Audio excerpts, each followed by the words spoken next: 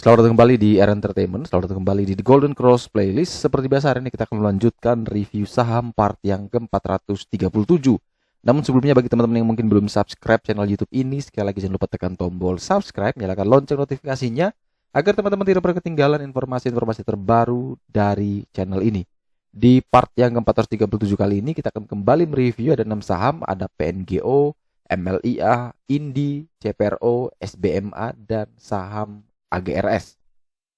Kita langsung ke saham pertama yang kita review hari ini adalah saham PNGO atau Pinago Utama, di mana saham PNGO ditutup naik 1,07% di harga 14.15, dan di mana teman-teman tahu sendiri transaksi atau turnover dari PNGO ini tidak besar ya, cuman 11 juta, hanya 27 kali transaksi.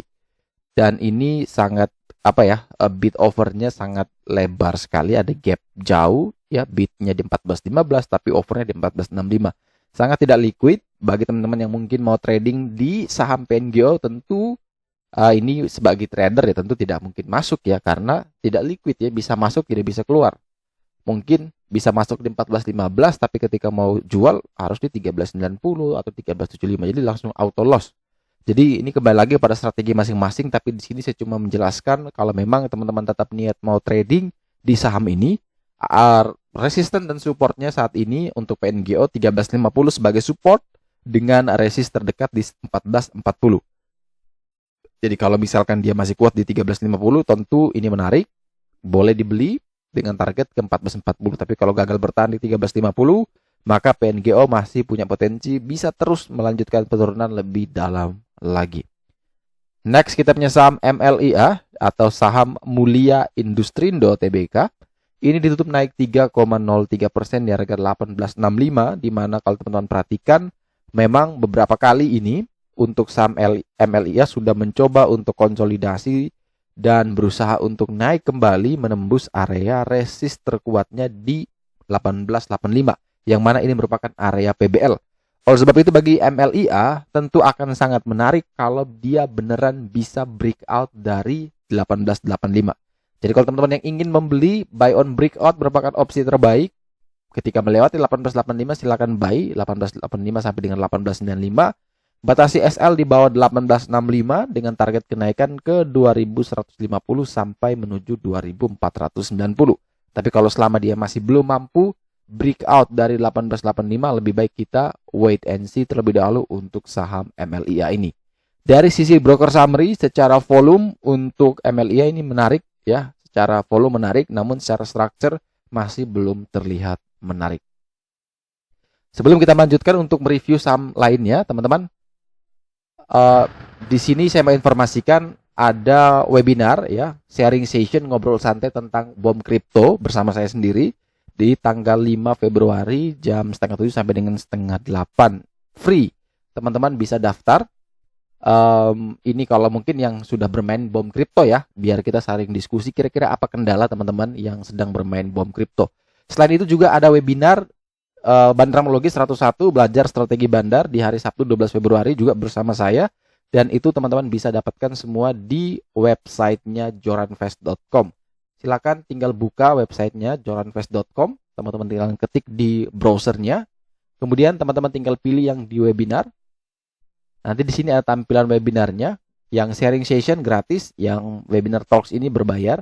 Tinggal teman-teman klik salah satunya, kemudian klik daftar sekarang, kemudian pastikan teman-teman login. Kalau memang belum punya akunnya, silakan di-register dulu. Kalau sudah isi semua, tinggal login. Kalau sudah login, nanti dia akan kembali masuk ke dalam sini dan teman-teman sudah bisa terdaftar. Jadi kalau mau daftar yang ngobrol santai, silakan klik di sini, itu free. Tapi kalau mau yang webinar talks atau belajar bandarmologi juga, teman-teman bisa klik di sini daftar sekarang. Itu nanti sama seperti biasa ya, kalau sudah login dia bisa langsung otomatis. Kita lanjut ke saham berikutnya, yaitu saham INDI, di mana Indika Energi ditutup naik 7,5% di harga 2.150. Kenaikan yang luar biasa sekali untuk INDI, di mana beberapa hari sebelumnya dia naiknya juga cukup tinggi, 20% kalau tidak salah ini. Setelah itu koreksi sedikit, kemudian naik lagi, dan kira-kira kemana INDI akan berjalan? Maka kita coba lihat menggunakan chart bantuan. Di sini saya gambarkan secara MACD bagus ya, secara volume untuk Indi juga terlihat masih mengalami peningkatan volume. Dengan next target Indi adalah menuju ke box hijau di area 2310 sampai dengan 2390.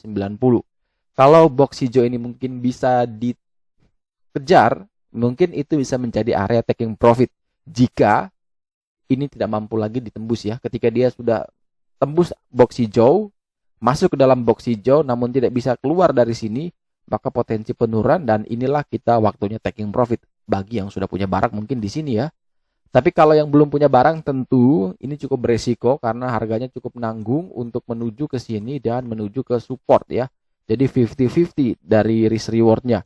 Jadi kalau teman-teman yang mau membeli tentu bisa atur sendiri money management. Yang jelas adalah next target menuju ke 2310 sampai dengan 2390, dan hati-hati jika ternyata dia turun lagi di bawah 1960 sampai dengan 2010. Kalau turun di bawah kotak merah ini maka potensi penurunan bisa sangat dalam. Jadi hati-hati. Kalau memang Indi masih bisa kuat bertahan di atas 1960 sampai dengan 2010, silakan atur money manajemennya dengan target menuju 2310 sampai dengan 2390. Dari sisi broker summary bisa diperhatikan bahwa secara volume dan structure untuk Indi masih terlihat menarik. Jadi teman-teman bisa atur sendiri money management. Semoga target di box hijau ini bisa tercapai.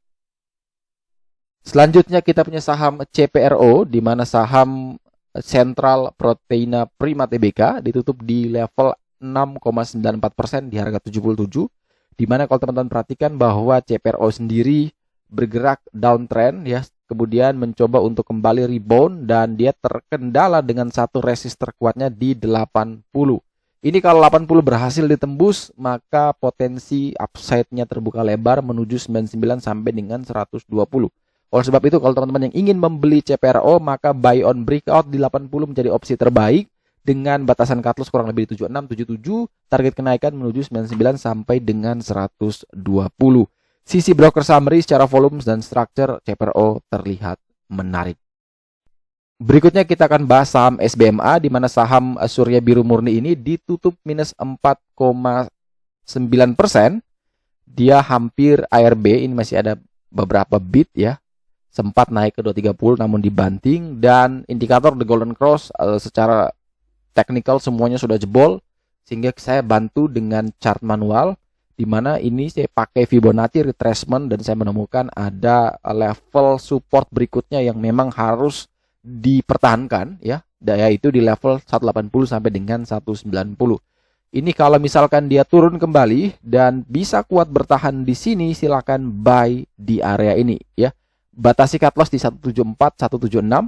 Tapi kalau memang kuat dan bertahan di 180, 190, maka potensi uptrend akan kembali ada di saham ini ya. Jadi kalau teman-teman yang mau membeli, tentu potensi upside-nya masih terbuka lebar, bisa sampai ke 270 sampai 280. Jadi kalau memang mau membeli, pastikan 180 sampai dengan 190 ini bisa dipertahankan. Kalau memang kuat dipertahankan, maka bisa terjadi potensi kembali pembalikan arah ya. Ada reversal nanti di emiten ini. Tapi kalau terus jebol, maka prepare SL-nya di 174 sampai dengan 176. Dari sisi broker summary, secara volume ini jelek ya, secara volume masih jelek, secara structure pun terlihat masih belum menarik untuk SBMA. Dan saham terakhir yang akan kita review hari ini adalah saham AGRS, di mana Bank IBK ditutup di level 2,01% di harga 152, di mana kalau teman-teman perhatikan bahwa Agris setelah mengalami kenaikan, kemudian koreksi, dan sekarang dia mengalami konsolidasi. Koreksi ini berada di tengah kenaikan yang menanam, menurut saya ini bagus sekali. Kalau memang dia bisa mempertahankan maintenance di harga sini, maka potensi upside untuk AGRS ini masih akan ada dengan target menuju ke 179 sampai dengan 200.